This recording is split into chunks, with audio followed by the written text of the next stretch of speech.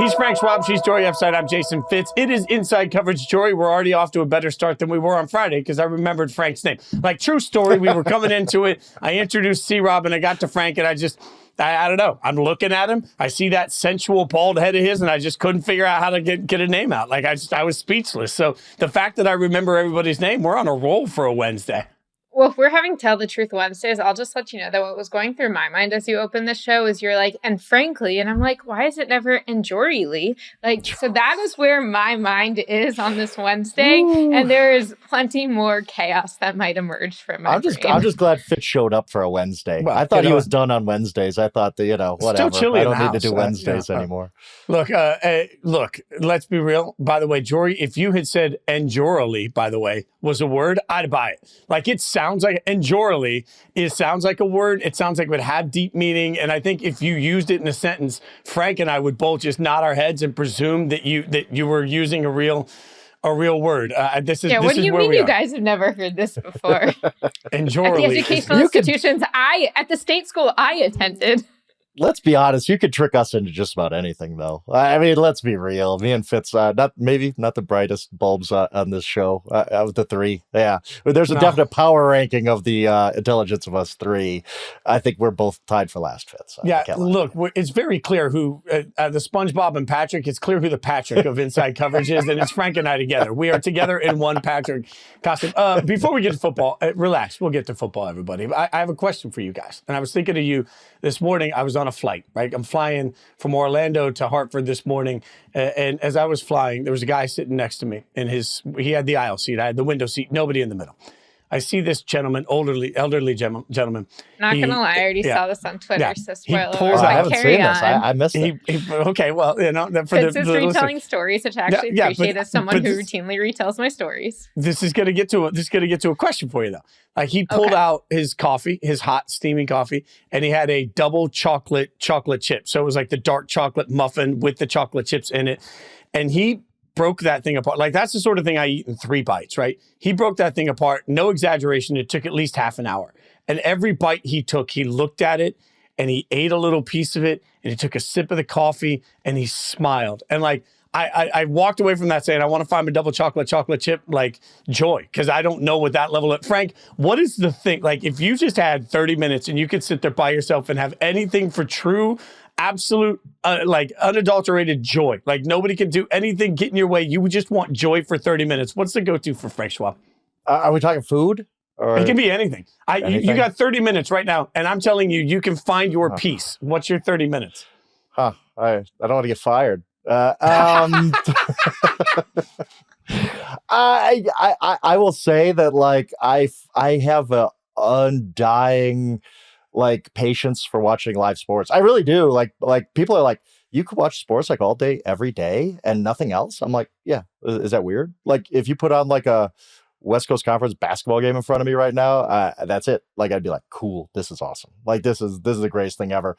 Santa Clara and San Francisco going at it. So yeah, like, I would say the PG version of this is, yes, live sports. That's my jam all day, every day.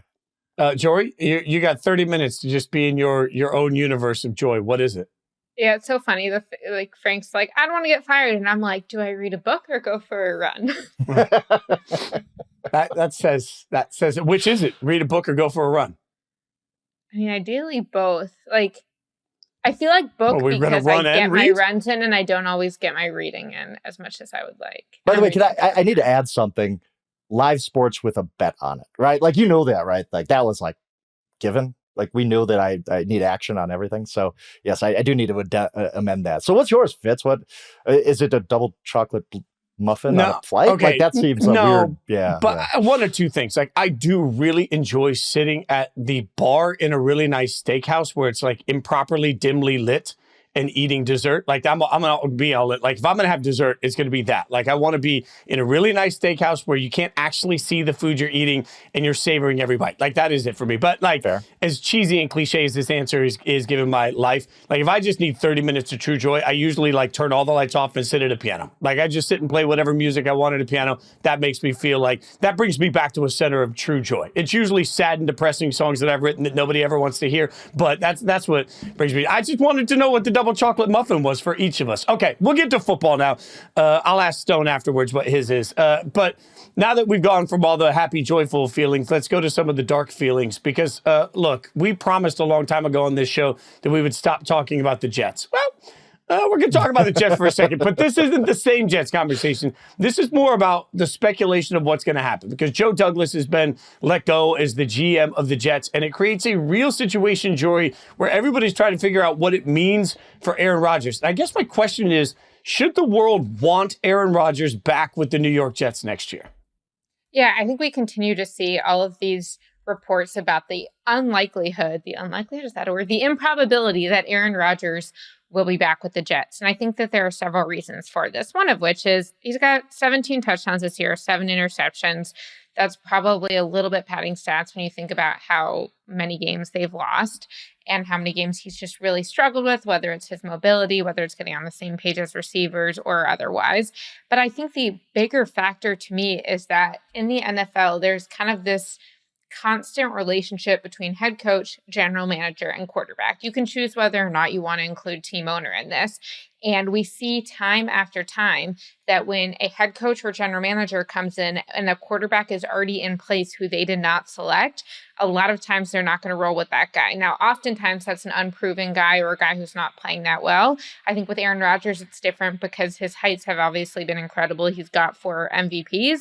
On the other hand, he's going to be, 41 in a couple weeks? So this is something that he's not where he was. And I think that the people who feel like they should continue to try and make Aaron Rodgers' project work because their jobs are on the line for it, they're no longer there. Joe Douglas, the general manager, is gone. Robert Saleh, the head coach, is gone.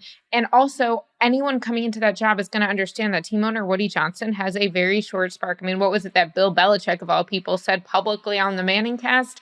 That this is an owner who likes to ready, aim, fire. I mean, this is definitely a situation where they know that they have to get the quarterback position right. So I do not think that Aaron Rodgers will be supported by that franchise. They'd have to give him a reason. He would have to give them a pretty good reason. And I understand where that's coming from. I think the one hesitancy I would have is, who's your better option? Because if you don't have a better option for 2025, you shouldn't just get rid of him. But I don't think we should feel confident that Aaron Rodgers will be able to rest on his laurels when there are new decision makers in. So many moving parts to this question, because one is assuming any rational decision by the New York Jets and Woody Johnson. Like, he's one of those owners right now. Like, he's one of the worst owners in sports, is one of the worst organizations in sports. So trying to predict what the Jets might or might not do is probably foolish, because how can you predict the actions of somebody who has no idea what they're doing? So with that said, I go back to that, Jori, too, where the Jets are going to get to the end of the season and be like, let's get rid of Aaron Rodgers. Let's clean it all out. And then they're going to say, okay, well, who's our quarterback opening day then? And I don't think that answer is going to be very friendly. Let's put it that way. Do you roll with Tyrod Taylor? Really? Like, I don't know.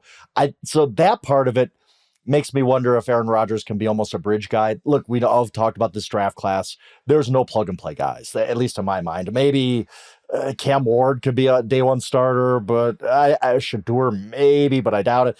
It's a bunch of guys who probably need to sit and learn. So it's not like the Jets are like, yes, we're going to draft our Jaden Daniels and put him right in the lineup. So I just, when you ask what's going to happen with the 2025 Jets, probably the best option is Aaron Rodgers, even though he has struggled a lot this year. He's obviously not the Aaron Rodgers of old. The other part of this is, does Rodgers want to keep playing? Like, I know he said, yeah, he expects to be back and all that kind of stuff. Well, that's what you got to say. He hasn't gone to the darkness. How's he supposed to make a decision before going into darkness? Oh my goodness. Oh, the Jets. Oh, they're so much fun. So there's nothing else you could say in week 9 of an NFL season on whether you want to keep playing the next year. You're not going to start your retirement tour then. So you say, of course, I think I'm going to come back. I wonder if secretly he's just like, he's at the cliff right now. I think we can all see that. We've seen some halves of football from him where he's been absolutely positively miserable. He's usually rallied in those games, but we've seen kind of what the bad of Aaron Rodgers can be. And I don't think it's going to get better. It is age 41 to 42 seasons. So I wonder if he wants to come back, or if the Jets say we're moving on, does he want to start over with who? The Giants? Like the Browns? Like there's no team where you're like, yes, I want to start over at age 41 with these guys, or that they want him in. So there's just so many moving parts of this. I kind of do think that this is it for Aaron Rodgers. I just think that he's going to play out the string here and retire because he just doesn't want to deal with either the Jets nonsense or starting over with somebody else. One of the biggest questions I would ask if I were the Jets deciding whether to bring Aaron Rodgers back in 2025 is, am I bringing back a quarterback or am I bringing back Aaron Rodgers and all of the different power structures he has been a part of to this point with the Jets? I compare this to sort of like, do I want to hire Bill Belichick? If you ask me, and I'm a team in 2025 that needs a new head coach, do I want Bill Belichick? My question is, do I want him as my defensive coordinator? Absolutely. Few people, if any, in the history of the NFL can scheme up defenses the way Bill Belichick can. Do I want him as the head coach, CEO of my organization? I think there's a compelling case that someone would want him as their head coach, compelling or CEO of the organization. I think that when you look at what he has done, the Patriot way, the way he has gotten guys to practice intensely, I think there's a lot of good there. But do I want Bill Belichick as my general manager after the Mac Jones fiasco, among many others, the kickers that he's drafting super early? I don't. And so I think when I look at Aaron Rodgers similarly, is Aaron Rodgers going to be willing to live within the box that at age 41 or 42 in the NFL, he might belong in? That's what I would want to know, because as a quarterback, especially if he's healthier, again, we see ACL, Achilles, a lot of times guys are significantly better and more mobile year two coming off of it versus year one, even if they're older. So I do think there's a compelling reason to think physically he has a chance to be in a better place next year. But is he bringing in a Nathaniel Hackett type play caller again? Is he potentially having influence on whether a head coach or a general manager should stick around? Is he going to Egypt during minicamp? Like, I need to know that this guy is willing to live within the structure, because also if you're bringing him in to be a bridge quarterback, well, is he willing to mentor a rookie quarterback? And I'm not saying he's not, because in fairness, I think he was very supportive of Zach Wilson. And I do think that he was willing to do that during training camp. He definitely was externally very supportive. But I think you should consider what role having Aaron Rodgers around is going to play on the entire organization. Jori, that really makes me think about coaches, right? When coaches fail and they go into their next interview, so often they have to explain why it went wrong. I do think that there's an element here of, if you're another team that's looking to sign Aaron Rodgers, you got to ask him at some point, why did it go wrong with the Jets? Because, Frank, your point is a good one about where he's going to be starting over. My question is, how many places would he go to that are going to have weapons better than the Jets have given him, that are going to have more talent than the Jets are going to give him? He picked the offensive coordinator he wanted. So if the answer is, well, they're bad because the offensive line is bad, we talk about this every week. I think 20, 25 teams have bad offensive lines in the NFL right now. Like, I just don't think you can go anywhere you're going to suddenly say, well, that's shored up. Like, those opportunities are few and far between. So the hard part for me is, if you ask Aaron Rodgers, where did this go wrong? And he's, injected with truth serum in that moment. I'm not sure how he can turn around and not point the finger at himself, because he had everything structurally he wanted. Yeah, he's clearly not the quarterback he was, but go ahead, Jori. Okay, I have a little bit of a crazy thought. So I've often said in my life that I don't think I'm very good at balance. I don't think I'm great at moderation, whether that's wanting to stop working or wanting to go to wherever I am, for better and for worse. I'm very present in the moment, and I often run late because of it. And so what I've essentially had to do to balance out my desire to just go all in on whatever I do is schedule myself so that I want to spend all the time on a run. Well, I have to go to work right after. I want to spend all my time on the story. Well, I have to record the podcast right after. And sometimes forcing this balance, I think, can be helpful. So that sounds like a tangent, but what I want to say is, what if we get Aaron Rodgers and Bill Belichick on the same team, and then neither one of them could fully take the power because they're going to have to be fighting with each other themselves? So is that going to be a complete disaster because we just neither of them are going to want to deal with the other? Or will it by nature require each of them to not fully take the power they need and to fully embrace it? Also, when you think about it, there's a line in Ian O'Connor's biography of Aaron Rodgers that I didn't think was fair, but I think it's relevant here. And the line was talking about how Aaron Rodgers came to a point in Green Bay where he didn't think Mike McCarthy was his intellectual equal from a play calling standpoint, no longer respect him, and didn't listen to him. Now, I think that's unfair to Mike, so I'm not endorsing that. But I don't think that anyone is going to say that about Bill Belichick. And obviously, they're not comparable in terms of the Super Bowls they've won. And so there might be a chance where Bill Belichick is one of the few people who could speak to Aaron Rodgers and be like, no, you're not giving you this offensive coordinator. And if you want Nathaniel Hackett, I'll give you a special teams guy with Matt Patricia at his side. So you're describing the Raiders next year. Tom Brady hires Bill Belichick and Aaron Rodgers. While they draft I'm here for it. I'm here for it. Fitz, as a Raiders fan, what are you feeling about this? You know what? Look, If the devil pops into this office today and plays a bad rock song like he did on Saturday Night Live in the 90s and says, hey, I'm going to make a deal with the devil that gets the I don't care if it's a deal with 2 devils, 3 devils, 4 devils. If it gets the Raiders to a Super Bowl, I don't care. Yeah, take my soul. Belichick and Rodgers combination, not taking anybody to a Super Bowl in 2025. No, it certainly is. It certainly isn't. But Jori's definitely describing like Mark Davis is I'm going to say this politely. Mark Davis, in my estimation from afar, is the type of person that is very influenced by star power and name brand recognition. No way. So Really? I'm just The guy saying who that. moved the franchise to Vegas? Are you sure? Come on. He wouldn't have moved it to Nevada if he felt that way. I mean, never. There's a phrase in the music business that I will say after we're out when there's not a microphone recording us for exactly what that type of person is. And there's just enough star power involved in that. Nothing would surprise me anymore, Frank. Nothing would surprise me. Yeah. And then I'll share what I would do with my half hour of free time. But I just think that, when any team bringing in Rodgers you're not, like you kind of alluded to this, Fitz, you're not stepping into the San Francisco 49ers offense. You are going to some broken team that is desperate as heck for a quarterback. So he's not stepping into a situation that's better than the Jets. I think the only reason Aaron Rodgers will be playing next year is because he just can't let go. And I don't view him as that kind of a guy. Like, I think he came back to prove something with the Jets. He didn't want to give them 7 snaps and he's out, or 4 snaps or whatever it was. He wanted to do something for the Jets, and there's something noble in that. I'll grant him that. But he has no, like, unless he just is like, I want to play until the wheels fall off. I'll go to the Browns, whatever. Why would he do this to himself? Like, it's not going to end well because he's going to a broken, bad team that's obviously worse than the Jets right now, as sad as that is to say. Pride and ego. Pride is the downfall of man. He's also, he might be the smartest guy in the room at all times, but he is legitimately, I think, a very self-aware, intelligent guy at times. He knows he's not Aaron Rodgers anymore, right? He has to go out on the field and say, this ain't the MVP Aaron Rodgers anymore. And does he want to struggle through a season where it gets even worse than this? And at the end of the day, I just think the answer is no. There's no great situation. Look, if Brock Purdy tears his Achilles in a Super Bowl or something, like some crazy scenario where he could step into an unbelievable situation on opening day next year, yeah, okay, that might change the math. Can we not give Brock Purdy another late playoff injury? He's already had one so early I'm not in trying his to jinx the career. guy. I really am not. We shouldn't even use his name until he's gotten that bag. Like, let my guy get paid before we start injuring him. Come on, Frank. I hear y'all. All right. But I'm just saying, if some unbelievable opportunity opens itself up, sure. Does he want to go to the Tennessee Titans? Why? What's the point in all of that?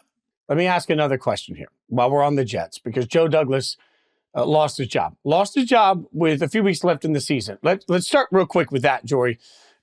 With your coverage of the league, is there an advantage to firing the GM right now as opposed to firing the GM, let's say, at the end of the season? Like, I'm not surprised Joe Douglas got fired.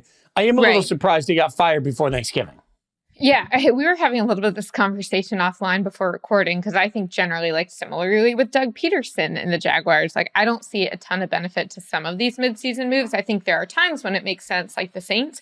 I don't think that it made much sense in this timing. What was most surprising to me was that when the New York Jets fired Robert Saleh and he was 2-3, again, they've gone 1-5 since, so clearly it was not a success.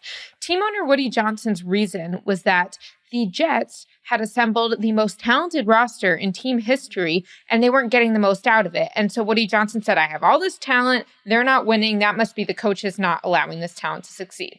Well, who do you think assembled all this talent? Because I think it was general manager Joe Douglas. He was certainly the number one, even if it was a part. And so I think you definitely see some contradictions from team ownership on whether or not Joe Douglas did his job. And I actually think that's really interesting too, because when you look at some of the draft picks that Joe Douglas assembled over the years, from Sauce Gardner to Garrett Wilson to Breece Hall, and there were several others, he actually did a lot of good for this roster. The two positions he was not able to fix, and obviously Zach Wilson was a huge miss. Sam Darnold didn't work out there, although TBD if he'll work out elsewhere, was quarterback and offensive line. It's so fascinating because like I look at Tom Telesco, who was the general manager of the Los Angeles Chargers, did not have success there, but did find Justin Herbert or draft Justin Herbert, and he gets a job immediately with, I don't know if anyone's heard, Fitz's Las Vegas Raiders. I don't expect Joe Douglas to get that job immediately, so it's fascinating to see how the league views a general manager who found a quarterback versus one who found so many positions but not the quarterback. And obviously there are other elements in terms of culture and management.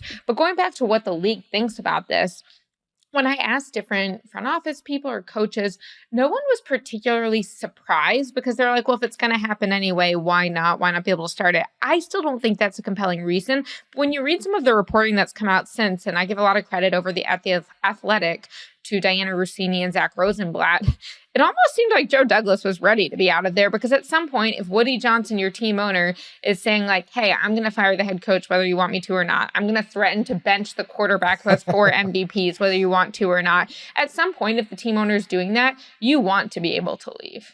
Yeah, it's time to go at that point. And there is a crazy sliding doors of what if Aaron Rodgers doesn't get hurt last year? Because that Jets team was good, I think, right? Like the defense looked like it cared, and nobody had checked out on Robert Saleh, and Aaron Rodgers probably still had a lot more left than he does right now, a year later with an Achilles injury he's recovering from.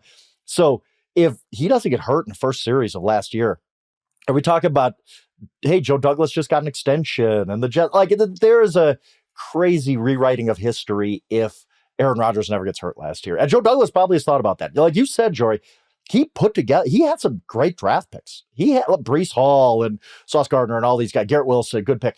And it just, they never had the quarterback for it. Some bad luck involved there. A bad pick was Zach Wilson. But the Rodgers thing, if Rodgers stays healthy last year, and I assume he would be better than he is this year. The Jets last year were better than they are this year.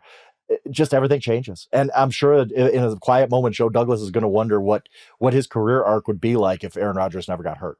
And the one other thing worth noting is that Zach Wilson clearly did not work out. We'll see if that changes. But most people around the league believe that Sam Darnold was a good draft pick. He was just not developed appropriately. Now, some of that's still front office, some of that's coaching staff. But when I talked to multiple general managers during my training camp tour about can a quarterback come back and save himself and what do we need to do to make sure these 6 quarterbacks drafted in the first round in 2024 succeed, a lot of them pointed to Sam Darnold as the type who can be ruined by someone else, but not actually be a bad pick. So here's why, in my mind, you mentioned, Telesco got a job right away with the Raiders versus Joe Douglas may not. And to me, we always hear, well, quarterback is the most important position in all of sports. I think what we undervalue sometimes is that the NFL really isn't about winning Super Bowls. It's about selling hope. And when you have a quarterback that can bail you out of any situation, when you have that guy at that position, what you can really tell your fan base every single year is we have a chance. So even though we may not necessarily agree with Trevor Lawrence getting paid big money, if you're a Jags fan, you're looking at it saying, hey, we just got to find a guy that can get the most out of Trevor Lawrence. If you're a Chargers fan, you're looking around saying, see, we just needed to find somebody that could maximize Justin Herbert. Like if you have that guy at quarterback, then you enter every single year with hope. If you don't have that guy at quarterback, then you enter every single year saying, well, hopefully we're so good that quarterback doesn't matter. That's such a drastic difference in the way you feel about your organization for the 7, 8, 9 months that you're not playing football. I think that's a big why and part of why a GM that gets a quarterback will always get a job, because that's the most important thing that a GM can possibly do. Yeah, I mean, you see that with the Bengals and Joe Burrow is that they're definitely always feel like they're going to be exciting whether or not they're contending. And you especially see that with Josh Allen and the Bills, because when you look at what the Bills did to the Chiefs this past week, it was kind of this reminder that, yes, the Bills had beaten the Chiefs in the regular season. Other times, Josh Allen is now 4-1 against the Chiefs in the regular season, while 0-3 in the playoffs. So I'm not saying that this was some like drastic change in the history of the competition between them. But I do think that it was interesting because this was supposed to be the Bills' rebuild year. They got rid of Stephon Diggs. They got rid of a lot of their really talented aging defenders. And you kind of realize that when you have a quarterback like Josh Allen, you don't have to have rebuild years. Your playoff window never has to be closed. And I think with Joe Burrow and Josh Allen, that is really the case. I recognize that the Bengals are extremely unlikely to make the playoffs this year. But the idea of how you structure your roster, how you agree to deals, who you draft, who you pick in free agency, for teams that have these guys, and obviously the Chiefs too, but they have so many advantages that it goes even beyond the quarterback. Really, every year is exciting. Okay, so when you don't have a quarterback, things are falling. The sky is falling, which is where the Giants are right now. Daniel Jones moved to 3rd string this week. Look, this is, first and foremost, I think everybody needs to stop freaking out about the business side of being moved to third string. Like in my mind, and I heard Mike Golick Sr. say this the other day, Daniel Jones' agent put in injury guarantee in the contract to protect the player in case there was an issue.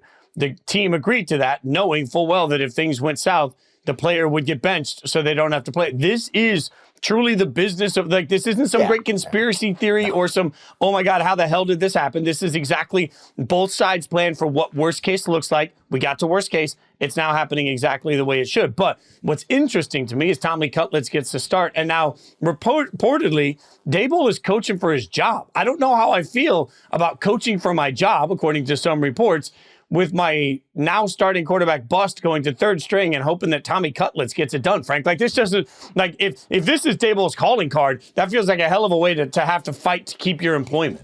Yeah, I don't know. I was shocked by it, to be honest, because I remember last year, it was almost comical. Like, Tommy DeVito was such a fun story, and he really was. He was cool. The win against the Packers was one of the great nights of last season and stuff like that. But when Brian Daboll had an option, he kind of almost scoffed, like, of course we're not keeping Tommy DeVito in the starting spot. What are you guys talking about? Like, that was fun, but no, this isn't happening. And now, with maybe his job on the line, he goes to Tommy DeVito, just passes over Drew Lock. I'm not saying Drew Lock is some superstar, but it surprised me that you're just going to say, no, we're going to go to Tommy DeVito, who we know can't play. Like, he's, again, a fun story. He had a few moments, but he ain't winning many games down the stretch. Let's put it that way. Drew Lock does give them better chance to compete. Not a great chance, but better chance. And so I wonder what the dynamics there. Maybe not. Maybe both are just going to go 0 for the rest of the way. But I think Drew Lock's a better quarterback than Tommy DeVito. Maybe I'm wrong. I don't know. Look, Tommy DeVito's a young guy. Maybe he's gotten better. Maybe he's going to flash what he did against the Packers last year for a bit. So it's possible.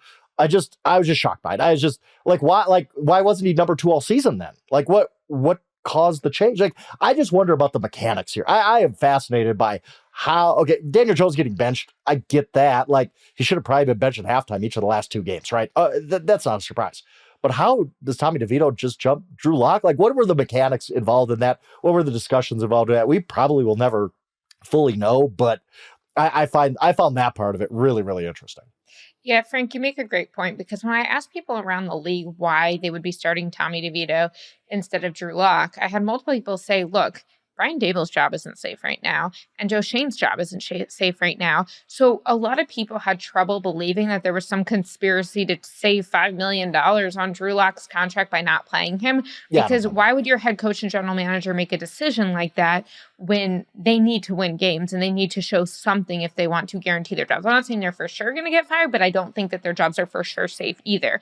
So I do think that there's an element that while Drew Lock might be, and I believe is, a better NFL quarterback in a vacuum, there's a compelling case that maybe Tommy DeVito has been better in this system. Maybe his experience will allow him to draw on something. Like, he does have more experience with what Brian Daboll wants and responding to it. And he went 3-3 last year. I know that wasn't all on him, but 8 touchdowns, 3 interceptions, 89.2 passer rating.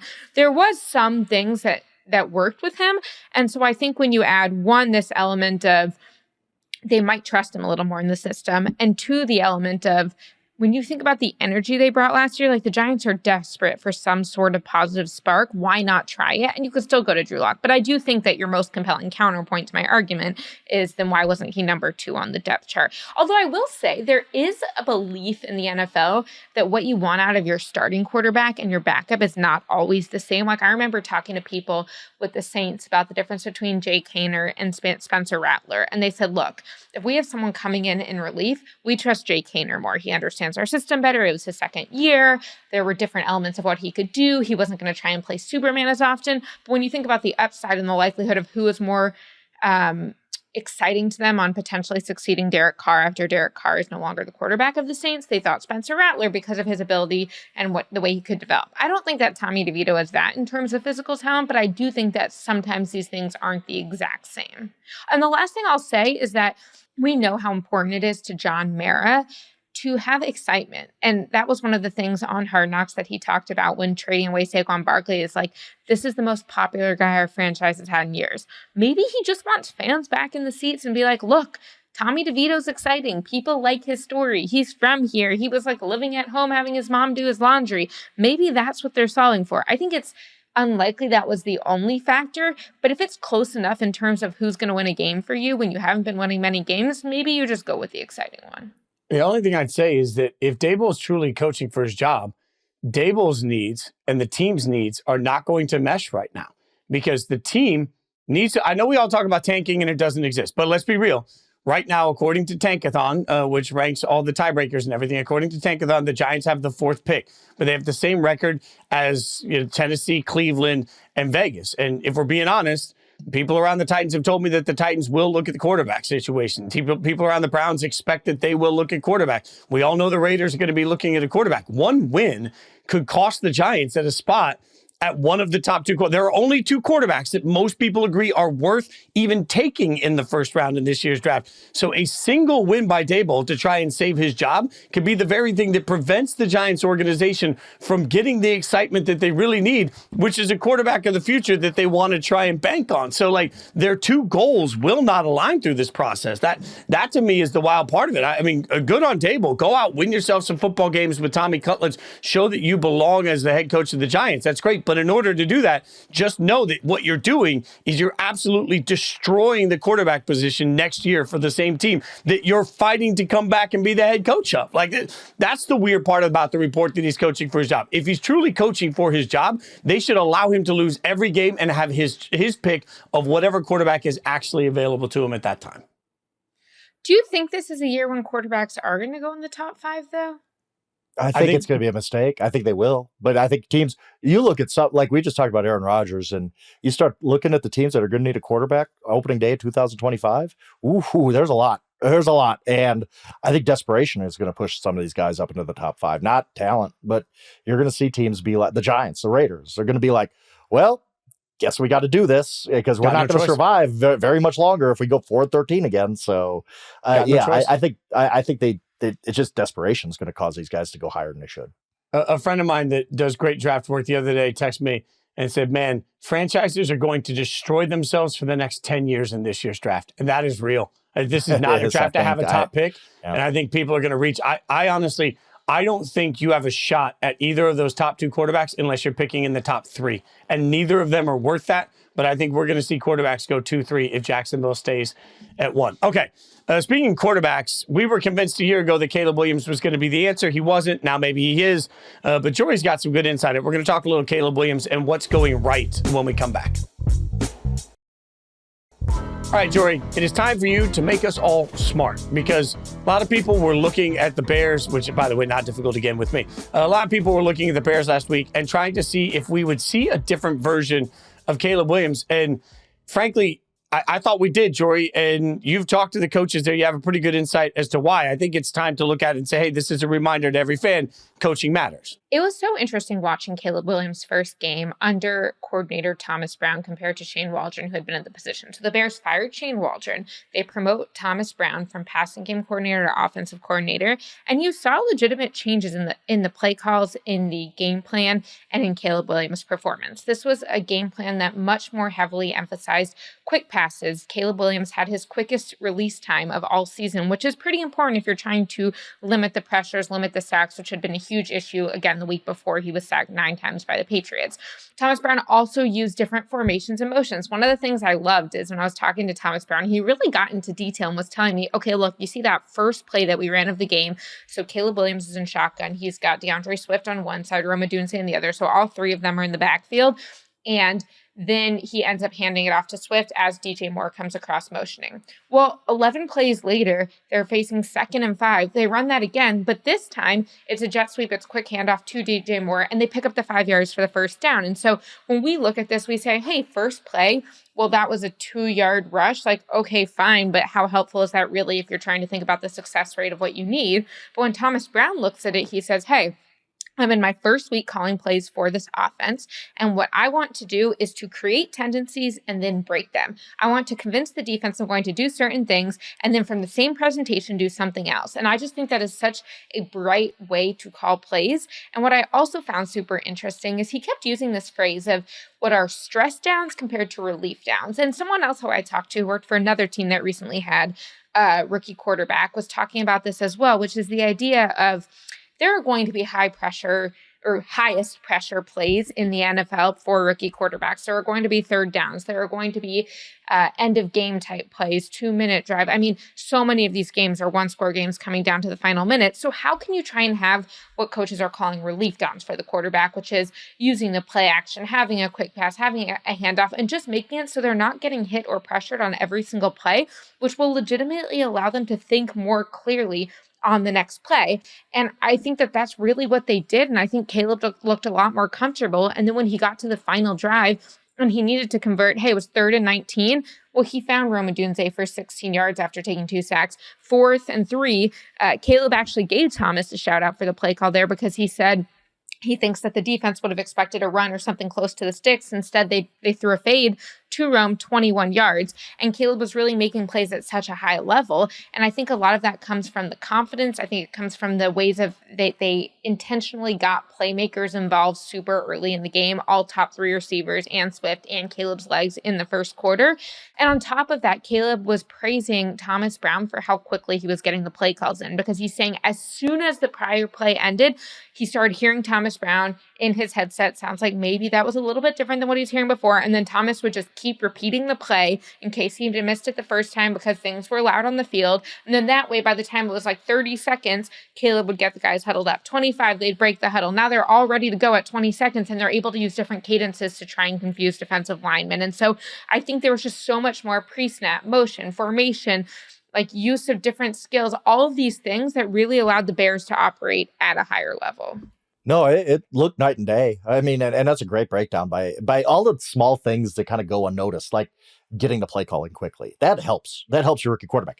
Or giving him plays where you're not going to be running for your life, and you know that. Like me and Fitz, and you too, Jori, we've talked all season about Caleb's just doing too much. Like you have to calm him down a little bit.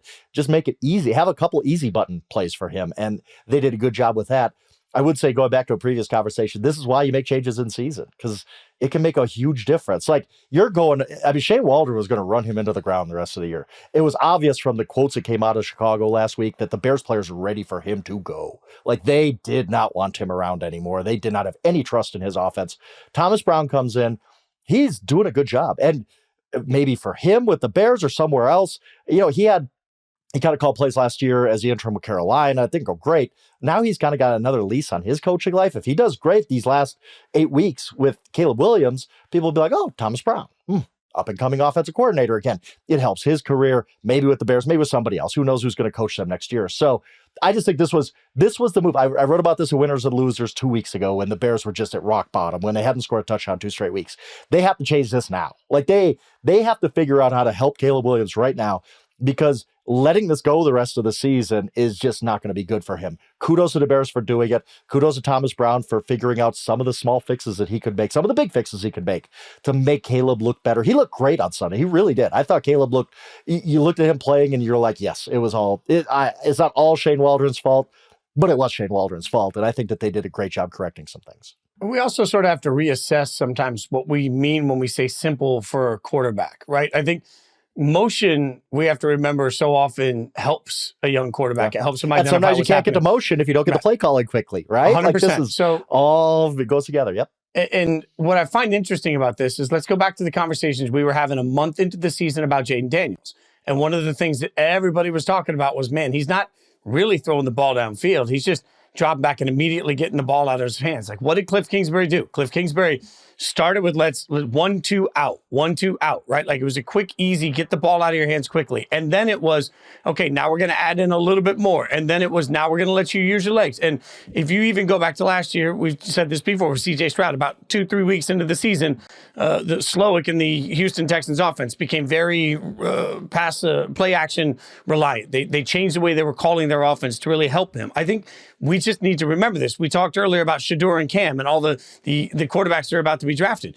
In my mind, success for the quarterback is spoon-feeding the tendencies that they need to learn, because the natural athletic ability is already there for these guys. Like, Caleb knows how to run around and make a play. Now you got to make sure that you can get him used to the timing of an NFL offense. So everything, Jori, you just talked about, was about timing of an NFL offense. And it just speaks to why I think it was just so poorly done in the beginning. My God, like, yes, get somebody in his ear that can help him with this, because there's still enough football left to make this really impactful and to change where the narrative has been going on Caleb Williams by just simply doing the same things for him that were already being done by Jaden Daniels.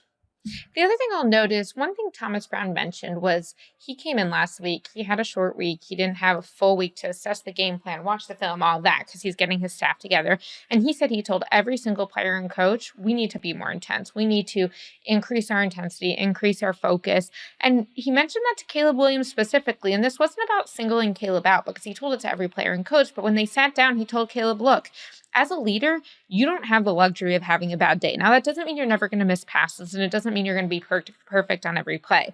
But you don't have the luxury of not running with all of the urgency at all the time, of not putting in all of that intensity and focus, because everyone is looking to you. And if you don't have the tempo, no one has the tempo. And so I think that really setting that tone and having someone being willing to tell Caleb Williams this was important, because look, these guys are coming in as rookie quarterbacks, and their whole life, everyone's been telling them, like, you're this great quarterback. And I don't think that's necessarily a knock on them that they ended up feeling certain ways. But I do think someone has to be willing, we talked about this with Aaron Rodgers, with Bill Belichick, to kind of put them in their place, for lack of a better word. And I think that Thomas Brown's willingness to do that was important. And I also, one more schematic note, liked how he viewed using tempo. The DeAndre Swift 39-yard touchdown was a tempo play, and it was kind of a, hey, we're not going to use tempo all the time, but when we do, let's really get guys off. And Braxton Jones had an awesome block there. So there were really just a lot of the things that weren't actually things that Caleb needed to do. He just needed to execute it. I do feel like the play color increased the Browns, increased the Bears' offense chance of working. Now, that being said, that's not the only example of great coaching. It should be noted, Frank, you have started the campaign. You've already been on the golf for MVP campaign. You are now adding the Mike Tomlin for Coach of the Year campaign. You want to explain yourself, good sir, for Mike Tomlin, Coach of the Year for the Steelers? Yes, as we sit here, I have a long way to go. Who knows? Steelers might not win another game. We just have no idea where the season's going. But as I sit here right now, I just think Coach of the Year is a broken award, and it's a broken award throughout all sports. I mean, ACC men's basketball Coach of the Year, Mike Krzyzewski did not win that award after the 1999-2000 season. He spent 22 seasons at Duke finishing out his career without everybody saying, yes, he's the best coach in the ACC. Like, come on. Like, Andy Reid has never won Coach of the Year with the Kansas City Chiefs. He won once with the Eagles. And Mike Tomlin, surprisingly enough, has never been NFL Coach of the Year. But I think, and it sounds weird to say this about a guy who famously has never had a losing record, who does have a Super Bowl ring, who has another AFC championship. I think this is Mike Tomlin's best job. I think he has done as well as anybody in the NFL. And there's a long list of good candidates. Look, if you want to have Dan Campbell up there, I don't mind Andy Reid being Coach of the Year. I've said this, if you're the coach of the best team, you deserve consideration too. We shouldn't just give it to some first-year guy who had a great out-of-nowhere season. It should be the best coach sometimes. All the time. Oh, that's why Matt Nagy won once. You know, I mean, that happens. But I think when you look at what he had to deal with, you look at the top 6 teams in the AFC by seeding. There are 5 of the top 10 quarterbacks in the NFL. Justin Herbert, C.J. Stroud, Patrick Mahomes, Lamar Jackson, obviously there's one more, and Josh Allen. Those 5. And then you have the Steelers situation with Justin Fields and Russell Wilson. And we'll get to the switch in a second. But we talked about this in a previous segment with Daboll or anybody else. Oh, if you don't have the quarterback, you're never going to win. You need the quarterback to win. Mike Tomlin has no quarterbacks this year. He has a guy who the Bears gave up on for a 6th-round pick and a guy who they signed for $1.2 million who everybody quit on. And I know now people are coming out of the woodwork saying, I thought Russell Wilson could do great with the Steelers. I guess, whatever. I need to see those receipts because I don't buy it. Nobody was on this Russell Wilson train except Mike Tomlin. And all the quarterback wins people were, they're 4-2. They can't make a change. And Mike Tomlin, who said he was a lone ranger on this, said, nope, I'm going with Russell Wilson. I believe in him. I believe our team's better with Russell Wilson at quarterback. They haven't lost since. They're 8-2, and nobody expected that. Mike Tomlin's a Hall of Fame coach. Like, he has a better resume in many ways than Bill Cowher, who's in the Hall of Fame, who he succeeded, obviously. But he's never won Coach of the Year. I think that needs to change. I think right now, if we're voting, and we're not, Mike Tomlin is your Coach of the Year. With many great candidates between O'Connell and there's probably 10 really good candidates, but I think it's time for Mike Tomlin to win Coach of the Year. I'd like to see a little bit more from this offense. I mean, I know everybody's saying, hey, what a complete football team. Okay, You took on a trash Ravens defense and a rivalry. Okay, it's a trash Ravens defense. You put up 18 points. Let's not make it sound like this is the Lions. Like, you put up 18 points against one of the worst defensive units we have in the league right now. So, you know, they are one of the best defenses in the NFL. And Sure. They might be they are the best defense. I'm just going to say they're the best defense in the NFL this season. And that factors into it too. And yes, they had a bad game against the Ravens. The Ravens and Steelers always play these kind of games. They're averaging 27.3 points per game with Russell Wilson quarterback. So yes, they had an off day, but that's kind of Ravens Steelers, right? Like, that happens. And one real quick point, because I always make this point, and I'll make it to you, Jori. We always give Coach of the Year to the team that exceeded preseason expectations. And I always joke about this, and I'm not really joking. That's the media's way of saying, well, we couldn't have been wrong. We couldn't have been wrong with our preseason expectations. Yeah. This guy must have been Vince Lombardi, because how could we ever be wrong about the Pittsburgh Steelers or the Washington Commanders or whoever it shall be? I think that's just a way, it's the media's ego getting in the way, honestly. Like, it's what's preseason expectations. Those are set by us. Like, we do that, and sometimes we're dead wrong. Trust me, you can go back on my summer takes on the New York Jets and know that I'm dead wrong sometimes. So I don't buy that. I think it should go. Commanders, so yes, I was. You were right on the Commanders. Let's go. You were also pro Browns. Jared Goff for MVP is not dead. Jared Goff for MVP is not dead yet. So we're still here. We're still here, guys. But I just think that it should go to the best coach more often than it does. And I think Mike Tomlin has had such a career that it's not a lifetime achievement award, but he's done a great job this year. Like, and I pointed this out to start to lead off my story on why I think he should be Coach of the Year. The Ravens are lining up for a 2-point conversion on Sunday. Game on the line. It's 18-16 with 1:06 to go. And Mike Tomlin calls timeout right before they call the play. And that meant the Ravens had to burn their best 2-point play, because you can't assume a timeout, right? They had to burn their best 2-point play, which was Lamar Jackson going right. They end up having Lamar Jackson go left, their second best 2-point play at best. It gets stopped. And that's the minor things. And you're like, well, we see coaches do that with field goals and stuff. Yeah, but in a league where we see game management fiascos every single week, Matt Eberflus, I'm looking at you, that was just Mike Tomlin knowing how to manage a game and knowing how to win a game. And he has done this for 18 seasons now. Eberflus caught a straight. Doesn't even know what Eberflus sitting in his office. He's like, what did I do to deserve that? What? Okay. Frank's might be right about that. He's wrong about his power rankings. We'll tell you why when we come back. Hey, Frank, question for you.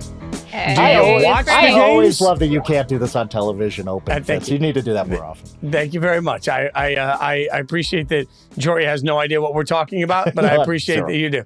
I'm just letting you guys have your moment.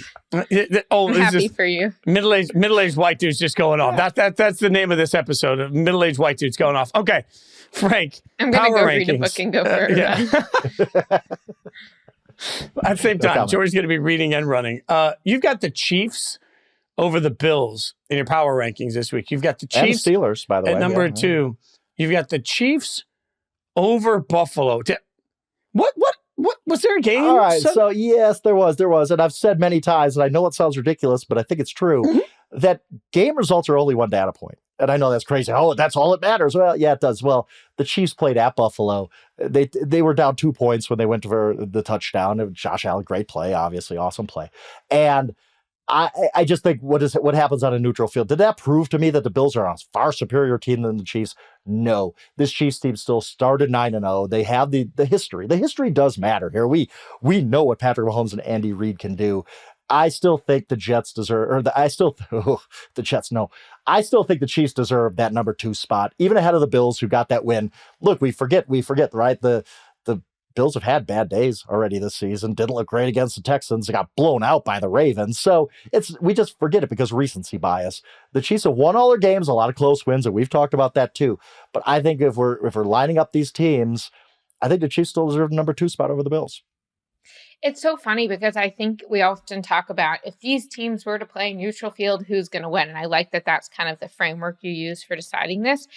You have to tell me, is this game going to be in September, October, November, December, or is this going to be a playoff game? Because I will pick the Bills pretty much every time in the regular season. And I will pick the Chiefs pretty much every time in the playoffs. I would love for all of Buffalo if they prove that wrong. But I just think that there's a different level. So I think to me, the question is our criteria a regular season winner, the one more likely to win in the playoffs? I also need a neutral site for this. We need to workshop this because I always just say neutral. I want something like we're going to play in, Smith Stadium in Omaha, Nebraska or something like that. We need to workshop this. Take them down to like Or Neyland, take him down to a big old SEC stadium. Let 100,000 people get in there. What about some high school state? I want to see the Chiefs and Bills play a neutral site, like some Division VI Colorado high school football stadium. Don't give Goodell any ideas. He'll move this thing to London. He'll flex it to London somehow to actually try and grow the game. As disgusting as that sounds. Hey, we saw Chiefs Dolphins in Munich last year. I know, and I didn't like that either. Because you didn't wake up for it, Fitz. We already know. I also don't like things in the morning. I don't like routine being broken. Jori, we're not that dissimilar. You're the really smart version of me, but like we're not that dissimilar in our version of loving systems and practices and everything, like not being able to accomplish moderation. We have a lot in common. So in my mind, I'm going to use my words. The Bills beat the Chiefs in the playoffs. We will feel a collective sigh of relief from the entire NFL community, right? Like everybody, as we've talked about, Fitz, I was at Buffalo Wild Wings in Highlands Ranch, Colorado, and obviously there's a rivalry there, but you would have thought I was in a bar in the middle of Buffalo.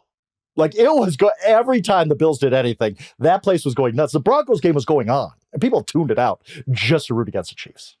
Yeah, I think there was this prevailing, like, God, can the Bills just get over the hump? Like, can they somehow, and then, at some point, organizationally, they'll have to deal with a bunch of Super Bowl losses they have in their history as well. So, like, this has just become one of those things where every time the Bills have a moment of greatness, they just can't get over that thing. So, I don't know. I feel like America... Almost nobody does every year. I'd like to remind us that 31 teams don't get over it every year. Well, they don't all have the moments of greatness, but... Yeah, this is also when you lose heartbreak after heartbreak after heartbreak. This is also Patrick Ewing and Karl Malone and John Stockton going up against Michael Jordan. Like, that's all it is. That's how we're going to look back at this decade. And Jori, I hear you. Like, this is why whenever somebody says, well, the Cowboys haven't won a Super Bowl since the 90s, I'm like, no kidding. Look at how many teams haven't won Super Bowls since the 90s. Like, it's not that unusual for a team to go through a period of, but it's the Cowboys. I understand. No. It's actually not true, because I can't remember if it was making it to a Super Bowl or making it to an NFC like a conference title game. But actually, statistically, the likelihood to go 30 years without it is pretty rare. So the Cowboys are defying some odds title there. Game is the bugaboo here, because I think it's only Washington. Winning had a longer Super Bowl, drought, right? 1991. Yeah, right. But almost nobody has gone longer. Lions, I guess. No, Lions have made it last year. Yeah, they've had so many opportunities. They make the playoffs pretty often. Yes. But isn't that what we're saying about the Bills? They have so many opportunities right now. They make the playoffs every year, and then they get beat by the Chiefs like every year. Like, it's funny. The Bills went to 4 straight Super Bowls and lost those 4 straight Super Bowls. Like, that's just, how do you lose 4 consecutive Super Bowls? Like, that's just such a different, how do you lose to Mahomes with 13 seconds left? Like, I think at this point, heartbreak is part of the Bills' legacy for these fans. Like, I just want the Bills to get a Super Bowl because, damn it, they've suffered so much. They deserve it. Bills, Lions, Super Bowl. Who's America rooting for? Lions, right? Lions, 100%. But Bills it's almost like Cubs versus Cleveland in 2016. Like, one team hasn't won since 1948. Like, they're exactly, they could use a title too, Yeah, I don't know. I feel like there's this moment where America is certainly, and this happens with every great dynasty, right? We got tired at some point of Golden State. Not we, this show, but like the general population got tired of Golden State winning championship after championship. So all of a sudden, you find that it sort of shifts. I feel like that shift is happening for the Chiefs, and they've gone from being beloved to being sort of bad guys in the eyes of men. It's just people get bored with the fact. I think not even bored. I think people get frustrated with the fact that when their favorite team looks bad, their favorite team loses. When the Chiefs look bad, the Chiefs still win. It just doesn't make any sense. My 2 arguments against that, because I definitely have people in my life who are casual football fans at best, who are like, I'm just ready for the Chiefs to lose and we're excited about the Bills winning, is one, when Brady did this, Brady was not fun. I'm not saying what he didn't do work, but he was not fun to follow. Patrick Mahomes is fun and he's more relatable. Mm-hmm. And I do think that we should feel differently about his success than people felt about Tom Brady. Also, the Chiefs, from what we know, cheat less than the Patriots do. So, like, kudos to them for that. The other thing I'll say is that on one hand, if they start winning 5 times, obviously it's going to be who can beat them. But no one has ever won 3 times in a row. So I feel like we shouldn't be sick of this just from like a football fandom history situation yet, because they would do something no one's ever done. And that's exciting, right? And I don't remember people being like this about the 49ers in the 80s. Maybe I'm misremembering because I was younger, but I think this is kind of a new phenomenon where anytime, and the Yankees of the late 90s but not even the Bulls. Like some people are sick of them. Everybody seemed to be rooting for Jordan, right? Like that's why everybody tuned in to Game 6 against the Jazz. Like this is kind of a new phenomenon of we're sick of you because you win too much. Get out of here. We're going to root against you. Even if you're as likable as the Chiefs really are. Yeah, by the way, it's not just Patrick Mahomes that's likable, too. Like, I got to give Andy Reid some love. Andy Reid is just like the Nugs commercials. Like, come on. Like, I look at it the whole time. I'm like, how are they that good? And also having that much fun. Thursday night football matchup for the ages. Pittsburgh at Cleveland.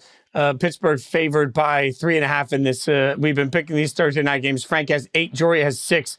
Stone and I both have 3, which would be fine if Stone had started at the beginning of the year, but he hasn't. Started like this is 3 why weeks y'all ago. like, like Stone barely started and is caught up to me. This is why I stopped gambling this year. Like I'm not even dabbling at this point. Like my bank account has looked at me and said, "Not you, fat Jesus. Take the weekend off." All right, Frank. Pittsburgh, Cleveland. Pittsburgh favored by 3.5. Who you got in this? Well, I am a contrarian dabbler at heart. And even though I went on a long spiel about Mike Tomlin as coach of the year, I think there's a letdown spot for the Steelers, right? Like they just beat Baltimore. They're feeling great about themselves. Now you got a short week against a really, really bad Browns team. The Browns, this is like their Super Bowl, right? Like if you're going to salvage anything out of this season, it's going to be against the Steelers on a Thursday night. I think you're going to get whatever the best effort is out of the Cleveland Browns this year. On Thursday night, I'll take the Browns with the points, and I wouldn't even be that surprised that they upset the Steelers. I just think this is a really, really, really tough spot for the Steelers to be in right after beating the Ravens in such an emotional game. I just want to point out Frank's hypocrisy that he both thinks Mike Tomlin is the coach of the year and we don't give him enough credit, and also thinks that Mike Tomlin is going to lose on Thursday night to Kevin Stefanski, the reigning coach of the year, which Frank has problems with the credibility. so let's just note that. Let's be honest with ourselves. I'm giving it to the Steelers. Look, will the Steelers get tripped up sometime? Yeah, in those division games. The AFC North games are always weird, and it wouldn't surprise me if the following week the Cincinnati Bengals and Joe Burrow figured out the antidote to the Steelers' punishing defense. I don't think that this is the week. The Browns are in a bit of a free fall. They are really struggling, and I don't think against Mike Tomlin they're going to win. But I would say I'll pick the Steelers to cover, but I don't think it's going to be some like get right game. I think it's going to be a gritty game where, like much of Thursday night football, they just kind of escape in the end because Mike Tomlin's edge. See, you pointed out Frank's hypocrisy, but you pointed out the wrong hypocrisy. Earlier, Ooh. Frank also told us that the Steelers have the best defense in the league. So we think that the best defense in the league is going to struggle with Jameis Winston on a short week. I don't. Like, I mean... I'll give Frank one note of consistency, which that since week 1, he has been like, Jameis is the guy. So how about this for consistency, folks? I'm 8-3 on Thursday night. How about that? How about that? That's a mic drop. Yeah, I think the Steelers win this game. And I think, like, look, it's Thursday night football. It's never a bloodbath, but I think they win an ugly football game pretty easily. Stone also picking Pittsburgh. So look at this. We've all disagreed with Frank, which is... We're all going to catch Frank this dangerous Although now territory. that I said that, we won't. Yeah. Now that we've put that into the universe, we'll see where it goes. Speaking of Stone, couldn't do the show without him, so we appreciate his work as always. Follow us on Twitter at Jori Epstein, at Frank Schwab, at Yahoo Schwab. Good to see. I know his name, but I don't know his Twitter handle. And at Jason Fitz. We're back Friday with C-Rob, where Frank and C-Rob will fight. I love it when mommy and daddy fight every Friday. It's a tradition like no other. We appreciate you guys taking the time to listen. Be sure to rate, review, subscribe. Yeah, give us reviews. Give us reviews. We believe in you. Tell everybody how great the show is, especially Jori. If you want to name somebody by name in the review and just say Jori's my favorite, we appreciate that because let's face it, she's everybody's favorite. All right. Thanks for listening. Thanks for hanging out with us. We appreciate you. We'll see you soon.